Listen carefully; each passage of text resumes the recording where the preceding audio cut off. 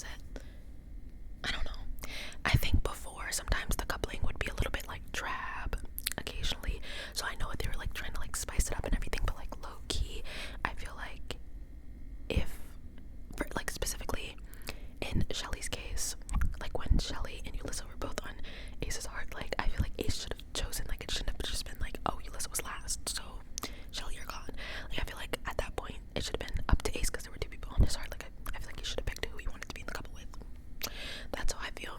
But since Yulissa was kicked, it doesn't really matter. It's so funny because I missed that she was kicked. You know, when they said in the intro like Yulissa has left the villa, I was like, I missed that completely. And then later when they were like, Ace, since you're single now, I was like, what happened to Yulissa? So yeah, she's gone. I'm sure the whole world is happy about that because who even was she? Literally, who was she? So that was like all chill, but I feel like they should not, like it should have just been not like the last person to pick gotten that couple. So that was like my original thoughts, right? And now I'll tell you who I like the most and who I like the least. So obviously I like Shelly the most. Shelly is just so deep. And Huda, okay. Least has to be Olandria or Bella. Only Bella because she talks in like TikTok slang. It's hard to like see if she has like a real personality or not. And it's leaning towards not because everything she says is very chronically online, I guess. And I've just never seen anyone act like that in real life. So it's very weird. And then Olandria, she just gives me weird vibes, like the way she was talking to Huda at the fire pit, like, girl. And then the third episode when she said, oh, I didn't mean it like that, I think you did. Like, I feel like she just made that up on the spot, like the whole, oh, I meant we're gonna have a girls chat later. I wasn't really buying into that, not gonna lie. That was kind of like, yeah, and then also the fake country twang that she puts on, like when they were at the dock, and she was like, oh, I really want to go fishing right now. I want to go fishing so bad. Oh my gosh, I could pay you with these fish. I could, like, girl, we heard the way you talk already. It's very odd. And I, low-key, at first I thought it was like a joke, but then I was like, no, she was like carrying on and she like never really laughed, so I thought she was just joking around. But so that was weird. I don't really like her. I feel like she could go. I feel like she could go. I feel like she could go. And I know people had like mixed feelings about like her reaction at the fire pit, but like, okay, Huda was, I'm not gonna lie, Huda was being a little bit extra. Like she was doing quite a lot, but like it wasn't to the point where she had to like call her out like that and be like, oh, we're gonna chat later, okay, yeah. And it was very condescending. That's probably what pissed me off the most. Like it was the delivery, because like Huda was just trying to be supportive, in my opinion. But then on the topic of Huda, her and the kid, first of all, I didn't know people could come on Love Island with kids. Like, has that happened before? Has that ever happened before? That was like interesting to me. But then her not telling anybody was also a very interesting choice. Like her not telling Jeremiah until like the end of the third episode. I really want to see what his opinion is, but like him being like, oh, just give me a second, just it was a little extra. Like just have a reaction or don't have a reaction, like him. I don't know. But and then also her trying to like pull it out of him beforehand. She was like, what is your deal breaker? And it was like she was just sitting there waiting for him to be like, if she has kids, that's a no. Like she was just like sitting there waiting for him to say that, and then like he didn't. So I don't know. It was kind of odd. I guess we'll see soon tonight. I'm probably not gonna post this today, but like we'll see. But like that was a little strange. And then what else? Sierra. I saw like people were hating on Sierra, but like she's a bombshell. She's a bombshell. Like she didn't really actually do anything wrong. And also Bella and what's his name? I don't even remember his name. But Bella and him, like the girl that Sierra took from her, or the guy that Sierra took from her, they were like, I don't know, like I didn't really see anything like really going on there, so it wasn't really, in my opinion, it was never that serious. It was never that serious. But Sierra's a bombshell, so obviously the bombshells are gonna do what bombshells are supposed to do. And if they didn't come in and take somebody's man, like break a couple apart, then there'd be no drama, there'd be no point in having a bombshell. So it makes sense. And also they like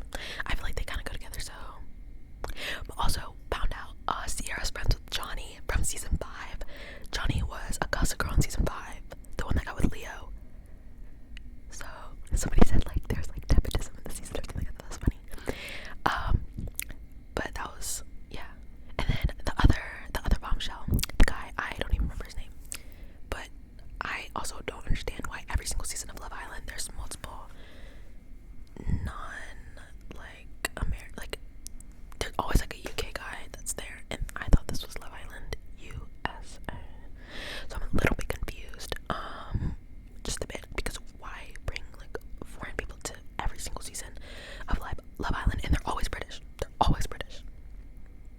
Like, okay, so starting with what was it? Harrison from season 5, and he was in season 6. He was he like Australian, but he lived in Miami. So like that kind of made sense. That kind of made sense. And then Miguel, that I guess it made sense because he did end up moving, but like, I mean, it's a good thing Miguel was on the season, but like, why every single season it has to be like a British guy on this? It's nothing against British guys, but like sometimes they just come in and it just doesn't seem very serious because you don't even live in the US. Like we're be for real. But he seems a little boring, I'm not gonna lie. And then also before saying that, like season 7 was boring. It's episode 3. It's literally episode 3. Like, that's what tells me, like, it's only the people that only watched season 6 and only started watching after they saw clips on TikTok that are like, oh, this season's nothing like season 6, then stop watching. But it's only episode 3, so I don't know what kind of, like, to me it's not boring. I'm engaged. I don't know. I won't be watching After Sun, probably. I did watch, when I got, like, really bored last year, I did watch every single season of After Sun. I'm not gonna lie. But, yeah, I think in the next recoupling, I feel like Ace and Shelly should be together in the next recoupling, not the British guy.